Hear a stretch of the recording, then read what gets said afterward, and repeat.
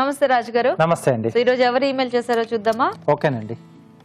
Okay, so Manikonda నుంచి mail చేశారు రాజు గారు. శృతి ఓకే. రైస్ ఐటమ్ అడుగుతున్నారు, fried rice. Okay. So general గా మనం సోయాతో ఎక్కువ ఇట్లా పలావులు బిర్యానీలోనే వాడుతుంటాం కదా. అవునండి. సో సోయా వాడి మనం ఫ్రైడ్ రైస్ కూడా చేసుకోవచ్చా అని అడుగుతున్నారు. చేసుకోవచ్చండి. అంటే సోయాలో మనకు డిఫరెంట్ సైజెస్ దొరుకుతున్నాయి. చిన్న అంటే కీమా టైప్ లో మన గ్రాండ్స్ దగ్గర నుంచి చిన్న బఠానీ సైజు, కొంచెం మీడియం, కొంచెం పెద్ద సైజ్. సో ఇక్కడ ఏంటంటే చిన్న సైజ్ నేను వాడుతున్నాను, బఠానీ సైజ్ ఇది. సో దాంతో పాటు అంటే కొంచెం ఏదైనా వెజిటబుల్ ఉంటే కూడా బాగుంటుంది. So carrot. Okay, so carrot soya fried rice చేసేసుకున్నాం. ఓకే, మరి క్యారెట్ సోయా ఫ్రైడ్ రైస్ తయారీకి కావాల్సిన పదార్థాలు ఏంటో ఒకసారి చూద్దాం. క్యారెట్ సోయా ఫ్రైడ్ రైస్ తయారు చేయడానికి కావాల్సిన పదార్థాలు: క్యారెట్ ముక్కలు 1 కప్పు, మీల్ మేకర్ 1 కప్పు, బియ్యం 1 కప్పు, తరిగిన అల్లం 1 టీ స్పూన్, తరిగిన వెల్లుల్లి 1 teaspoon, soya sauce 1 tablespoon, ఉప్పు తగినంత, మిరియాల పొడి 1/2 టీ స్పూన్, తరిగిన ఉల్లికాడలు కొద్దిగా, నూనె 2 టేబుల్ స్పూన్లు. ఓకే అండి, మరి కావాల్సిన పదార్థాలన్నీ చూసారు కదా. ఇప్పుడు ఫ్రైడ్ రైస్ ప్రాసెస్ చూద్దాం. సో స్టార్ట్ చేద్దామా రాజ్ గారు? ఓకేనండి. సో ఎక్కువగా ఏంటంటే ఫ్రైడ్ రైస్ లో మనం అల్లం వెల్లుల్లి కొంచెం చాలా తక్కువ అండి వాడేది. సో బట్ ఇక్కడ మనకు తీసుకున్న సోయా తర్వాత క్యారెట్, సోయా పెద్దగా ఫ్లేవర్స్ ఏమి ఉండవు, క్యారెట్ కొంచెం కమ్మగా ఉంటుంది కాబట్టి ఇక్కడ నేను అల్లం వెల్లుల్లి ఈ రెండు కూడా వాడుతున్నాను. సో కొద్దిగా ఘాటు యాడ్ అయితే కొంచెం సోయాకి కాస్త టేస్ట్ పెరుగుతుంది. సో జనరల్ గా వెల్లుల్లి ఒకటి కొంచెం చాప్ చేసి వేసుకుంటారేమో కదా. అవునండి. సో ఇక్కడ మనం 2 ఫ్లేవర్స్ యాడ్ చేస్తే కొంచెం సోయా టేస్ట్. మంచూరియా అలాంటి వాటిలో అల్లం కూడా వేసుకుంటారు, బట్ రైస్ లో చాలా తక్కువ. సో మన జనరల్ గా ఇండియన్ రైస్ పోపు పెట్టుకుంటే మనకి ఇవన్నీ యాడ్ చేసుకోవచ్చు.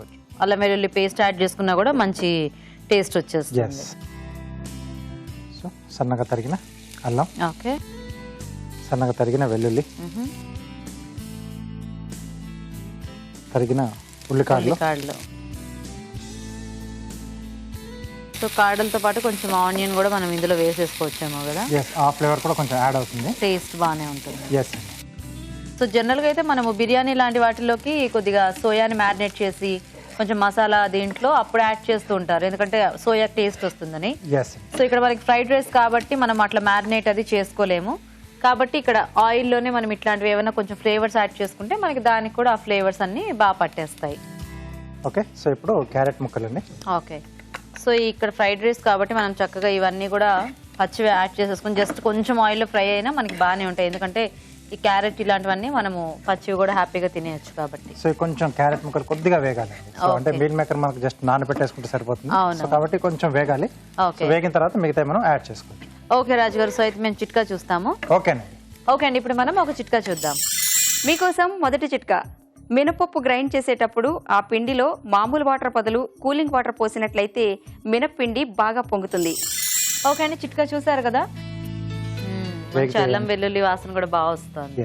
దీంట్లో చాలా చక్కగా వేగింది. కొంచెం సోయా సాస్. ఓకే, సో కొంచెం మనం ఓన్లీ సోయా సాస్ యాడ్ చేసుకున్నా కూడా మనకి ఫ్రైడ్ రైస్ టేస్ట్ అనేది చాలా బాగుంటుందండి. అండ్ అది కూడా మరి ఏంటంటే ఎక్కువ అవ్వకూడదు. మళ్ళీ మనం తీసుకునే రైస్ క్వాంటిటీ అండ్ ఇలాగే ఏదైనా వెజిటేబుల్స్ కానీ ఇలాంటివి తీసుకునేటప్పుడు వాటికి ఎంత సరిపోతుందో అంత వేసుకుంటే బాగుంటుంది, లేదంటే కొంచెం ఎక్కువ ఒక డిఫరెంట్ టేస్ట్ వచ్చేస్తుంది. అలాగే కొంచెం స్పైసీగా కావాలనుకున్నప్పుడు కొంచెం చిల్లీ సాస్ లాంటిది యాడ్ చేసుకోవచ్చు. సో రెడ్ చిల్లీ సాస్ కానీ లేదా గ్రీన్ కానీ. సో మనం ఇంకా ఏమి అక్కర్లేకుండా దీంట్లోనే మనకు ఆ టేస్ట్ అన్ని వచ్చేస్తాయి. సో ఇప్పుడు మీల్ మేకర్ వేడి నీళ్ళల్లో పెట్టేసానండి. ఓకే, సో ఇక్కడ మనకు చక్కగా ఈ మీడియం సైజు అయితే బాగుంటాయి. సో సరిపడా ఉప్పు. అండ్ చాలా మందికి ఇట్లా కూడా ఈ సైజువి కూడా నచ్చకపోతే కనుక గ్రాన్యూల్స్ దొరుకుతున్నాయి మనకి ఇప్పుడు, అవి అయితే చక్కగా రైస్ లో కలిసిపోతాయి. ఇలా క్యారెట్ ముక్కలు ఏమైనా యాడ్ చేసుకుంటే అందులో కూడా కలిసిపోతాయి కాబట్టి అవైనా కూడా సేమ్ ఇలాగే నానబెట్టేసుకొని చక్కగా మనము ఇక్కడ యాడ్ చేసేసుకోవచ్చు. సో ఒకసారి ఇలా బాగా కలిపేసుకుని నెక్స్ట్ రైస్ ఉడికించుకున్న అన్నం. సో ఫ్రైడ్ రైస్కి చక్కగా పొడి పొడిలాడేలాగా ఉడికించుకుంటే బాగుంటుంది కాబట్టి కొంచెం అలా కుక్ చేసుకుంటే సరిపోతుంది. రైస్ ఒకటి రెడీ ఉంటే మిగతాదంతా కూడా ఫాస్ట్గా అయిపోతుంది ఫ్రైడ్ రైస్లో. అవును. సో మిరియాల పొడి ఎప్పుడైనా కొంచెం ఫ్రైడ్ రైస్లో ఫ్రెష్గా చేసుకుని మనం వేసుకుంటే ఆ టేస్ట్ అనేది బాగుంటుంది. సో కొంచెం కచ్చా పచ్చగా అయితే తినేటప్పుడు అది కింద టేస్ట్ బాగుంటుంది ఫ్రెష్ది.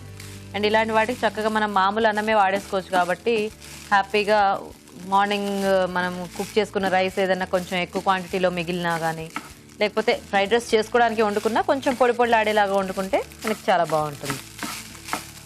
Okay, so ready. సో కొద్దిగా ఉల్లికాడలు. Okay,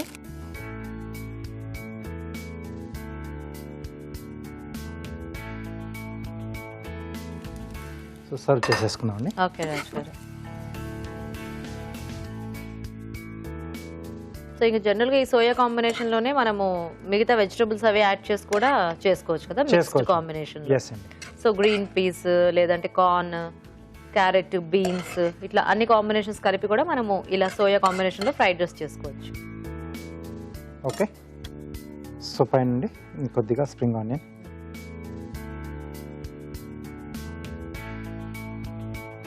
okay, carrot soya fried rice ready అండి. నైస్ రాజు గారు. థ్యాంక్ యూ అండి. ఓకే అండి, మరి carrot soya fried rice ready అయిపోయింది. టేస్ట్ చూసే ముందు తయారీ విధానం ఇంకోసారి చూద్దాం. క్యారెట్ సోయా ఫ్రైడ్ రైస్ తయారు చేసే విధానం: ముందుగా బియ్యం ఉడికించి అన్నం సిద్ధం చేసుకోవాలి. మీల్ మేకర్ ని వేడి నీళ్ళలో వేసి తీసి పక్కనుంచాలి. ఒక పాన్ లో నూనె వేసి తరిగిన అల్లం, వెల్లుల్లి, ఉల్లికాడలు వేసి వేయించాలి. దీనిలో క్యారెట్ ముక్కలు, సోయా సాస్ వేసి వేగనివ్వాలి. తర్వాత మీల్ మేకర్, ఉప్పు, అన్నం, మిరియాల పొడి వేసి మరి కాస్త వేగనివ్వాలి. ఆపై తరిగిన ఉల్లికాడలతో గార్నిష్ చేసి సర్వ్ చేసుకుంటే carrot soya fried rice ready.